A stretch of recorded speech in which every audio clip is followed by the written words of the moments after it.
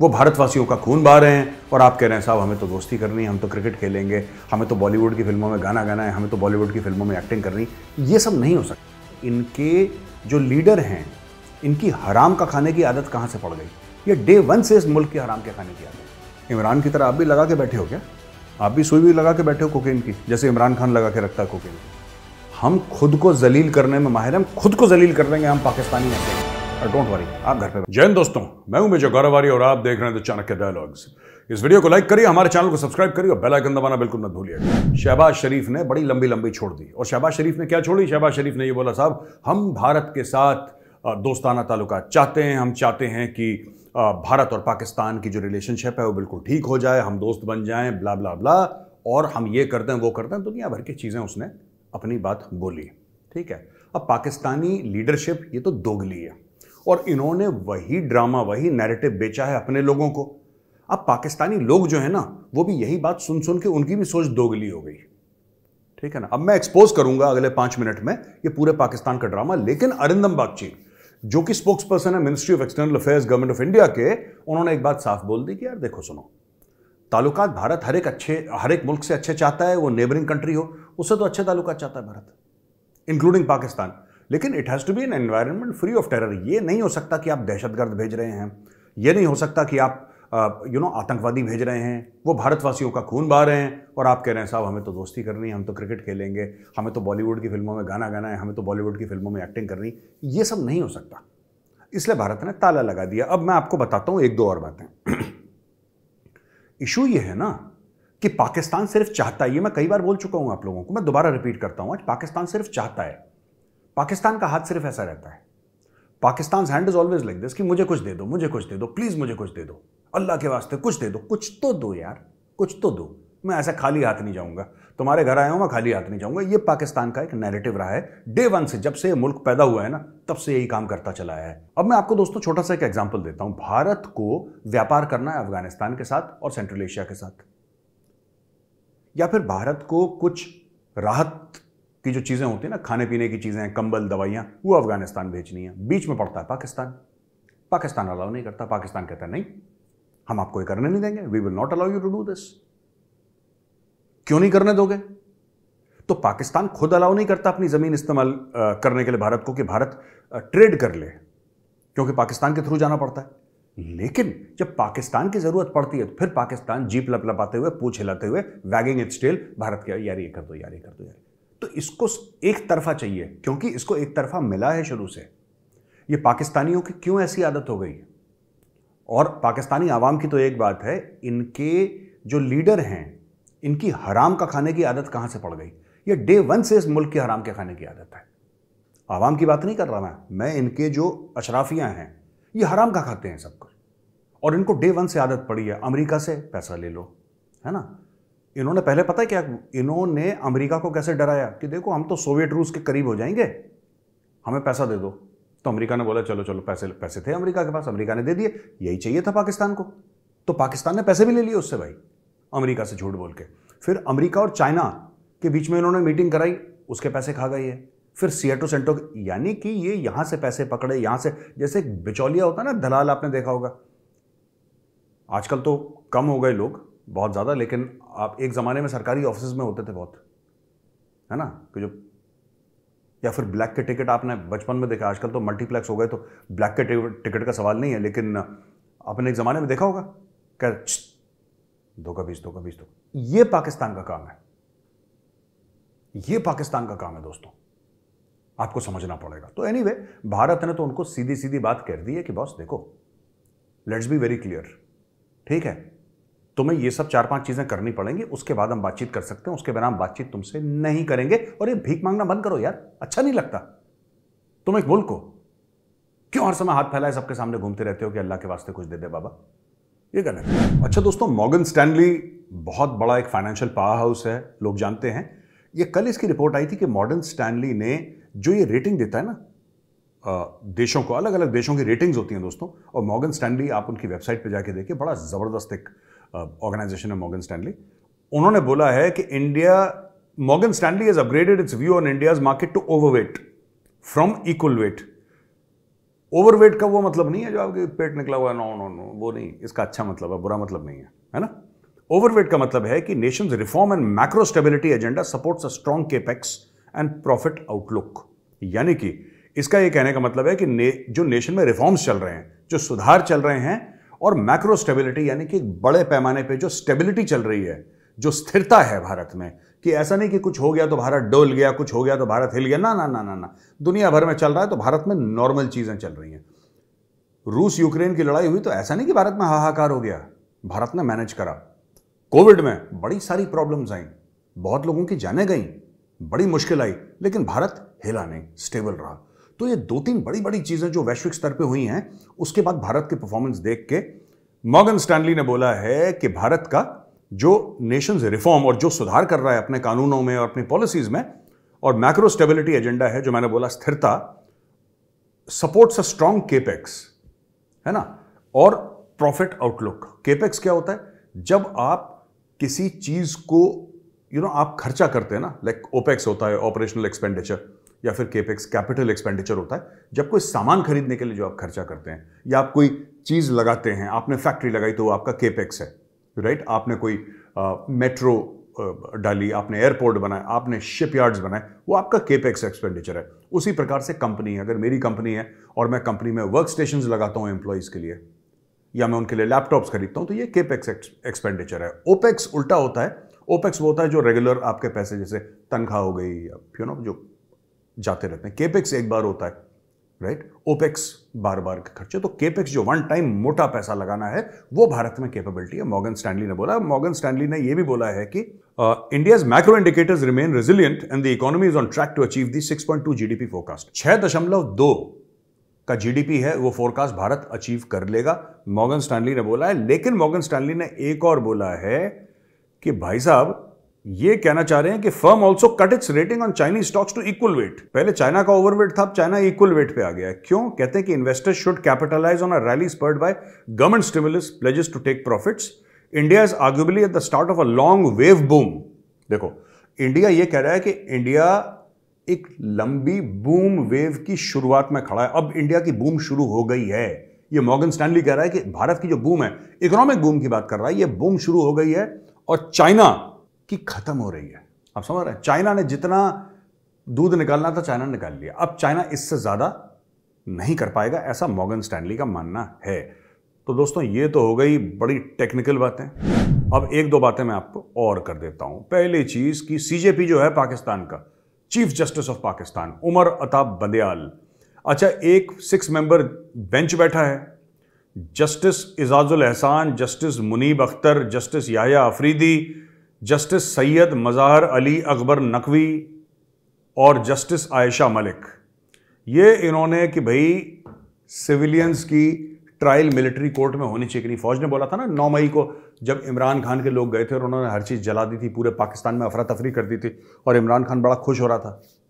He was feeling very happy कि देखो तुमने मुझे हाथ लगाया, पाकिस्तान में आग लगा दी। बोलता भी था, मैं नहीं तो कुछ नहीं, मैं नहीं तो एटम बम मार दो, मैं नहीं तो ये कर दो वो कर दो, बहुत बकवास कर करके फिर फौज ने नकेल कसी 9 मई के बाद, जब इसने बहुत ज़्यादा वहाँ पे पाकिस्तान में आगजनी कर दी, खूब वहाँ पे मार पिटाई हुई है पाकिस्तान में। तो एनीवे, तो ये जो 5-6 जस्टिसेस हैं, जजेस हैं, इन लोगों का दोस्तों बेंच बैठा और इन्होंने पता है क्या बोला? ये कहते हैं यार कि हम फौज को कभी ना कॉन्स्टिट्यूशन के साथ खेलने नहीं देंगे, और हम ये नहीं करने देंगे कि फौज लोगों को मिलिट्री कोर्ट से ट्राई करे। यार, मैं जितने भी चीफ जस्टिसेस हैं, ये बैठे हुए जजेस हैं, जो भी हैं, ये आप लोग क्या, बुरा मत मानिएगा, मुझे ऐसा बोलना नहीं चाहिए, यू आर जजेस, बट आप लोग क्या इमरान की तरह आप भी लगा के बैठे हो क्या? आप भी सुई भी लगा के बैठे हो कोकेन की, जैसे इमरान खान लगा के रखता है कोकेन की? क्या क्या प्रॉब्लम है आपको? क्या आपको अपनी तारीख नहीं पता है? क्या आपको पाकिस्तान की तारीख नहीं पता है? क्या आपको यह बात नहीं पता है कि उमर अता बंदयाल साहब, आप घर पे बैठे हैं, एक फौजी 8-9 साल की नौकरी वाला मेजर साहब आएगा, गाड़ी में लेकर आएगा 30 बंदे, पाकिस्तानी आर्मी का ट्रक, और वो थैंक यू कह देगा आपको, वो थैंक यू कह देगा, और आप कुछ नहीं कर पाएंगे, आप बेबस हो जाएंगे। क्या आपको अपने मुल्क का इतिहास नहीं पता? अपनी तारीख, अपनी हिस्ट्री नहीं पता है? हम कॉन्स्टिट्यूशन से खेलने नहीं देंगे। खिलवाड़ तो हुआ है आपके कॉन्स्टिट्यूशन से, हर बार हुआ है। फौज ने करा, फौज ने छाती ठोक के कराए। जियाउल हक ने तो बोला था कि ये फौज, ये रद्दी कागज है, ये कॉन्स्टिट्यूशन, इसको डालो डस्टबिन में। मेरे सामने क्या कॉन्स्टिट्यूशन, मैं जो बताऊंगा वो कॉन्स्टिट्यूशन। तो ये तो आपकी फौज है। आप किस दुनिया में घूम रहे हैं? इमरान खान की मोहब्बत में आपने भी आड़ा टेढ़ा बोलना शुरू कर दिया और आपने इन जजेस को भी फंसा दिया। जिस दिन आसिम मुनीर अपनी सी आया, अपनी सी पे वो आया ना, सबकी पिटाई करवाएगा घर में बंद करके। और जजेस की पिटाई करना ये तो पाकिस्तान का इतिहास रहा है, आपका गौरवशाली इतिहास है। नवाज शरीफ ने पिटवाया था, वो तो एक डेमोक्रेटिकली इलेक्टेड लीडर था, उसने सुप्रीम कोर्ट में अपने बंदे डाले, वो ना दौड़ा दौड़ा के मार मार के सुरता बना दिया। बिल्कुल कह रहा बहुत इंटेलिजेंट बनते हो ना, सुरता बनते हो तुम, हम तुम्हें बनाएंगे सुरता। उसने मार मार के सुरता बना दिया सबको। दिमाग काम करने लगा जैसे च्यवनप्राश खाया होगा सुबह सुबह लोगों ने। जजेस की पैंटें उतारी हैं। आप लोग जाइए इंटरनेट पे देखिए, अगर आपको लग रहा है मैं झूठ बोल रहा हूं। जजों की पैंटें उतार के मारा है, फाट फाट डंडे से। जज भाग रहा है अपने कपड़े बचाते हुए, पीछे भीड़ उसके पड़ी है। पाकिस्तानी सुप्रीम कोर्ट की बात कर रहा हूं दोस्तों। ये क्या बात कर रहे हैं ये लोग? हम ये कर देंगे, हम ये कर देंगे, हम ये कर देंगे। इनको बहुत अपने बारे में गलतफहमी है पाकिस्तानी जो जजेस है ना, कि हम दे एक्चुअली बिलीव, ये गलतफहमी है इनको अपने बारे में। इनको एक्चुअली लगता है कि पाकिस्तान में रूल ऑफ लॉ जैसी कोई चीज है। इनको एक्चुअली लगता है कि पाकिस्तान में ना कोई फर्क पड़ेगा, हम बोलेंगे नो मी लॉर्ड, हमें ये तो पाकिस्तान में बड़ा गलत हो गया और हमें ठीक। वो पाकिस्तान है, वो कुछ भी कर सकता है, वहां पे कभी भी कुछ हो सकता है। ये कॉन्स्टिट्यूशन, कानून, किताब, अच्छाई बुराई, इन सब का पाकिस्तान से कोई लेना देना नहीं है। वहां पे जो आर्मी चीफ चाहेगा वो होगा। इमरान खान इतना बड़ा तीसमार खान था जिसके साथ पूरी कौम खड़ी थी। एम आई राइट और रॉन्ग जज साहब? उमर अता बंदयाल साहब, मैं आप ही से बात कर रहा हूं। आपका तो कोई पब्लिक सपोर्ट नहीं है, आप तो अपनी कुर्सी के जोर पे बोल रहे हैं, है ना? आप तो कुर्सी के जोर पे बोल रहे हैं। अब आप एक बात बताइए, इमरान खान तो ऐसा था कि लाखों करोड़ों लोग उसके दीवाने। पाकिस्तानी बिल्कुल बावले हो रखे थे, पाकिस्तानी बावले हो रखे थे। उनको तो लगा था कि ऊपर से पता नहीं कोई फरिश्ता आ गया, ऊपर से कोई फरिश्ता आ गया, कोई पैगंबर आ गया। उनको वो तो पाकिस्तानी तो ऐसे बावले, बिल्कुल मुंह से झाग निकल रहा पाकिस्तानी होके, इमरान खान इमरान खान इमरान खान। 9 मई के बाद इमरान खान देखा नहीं कहीं पे। कोई रैली उसने बहुत तगड़ी कर दी हो तो बताइए, कोई मार्च उसने लॉन्ग मार्च निकाल दिया हो तो बताइए। क्या करा इमरान खान ने? नकेल कस दी इमरान खान की। अब सिर्फ यूट्यूब के वीडियोस कर रहा है वो, सिर्फ यूट्यूब के वीडियोस।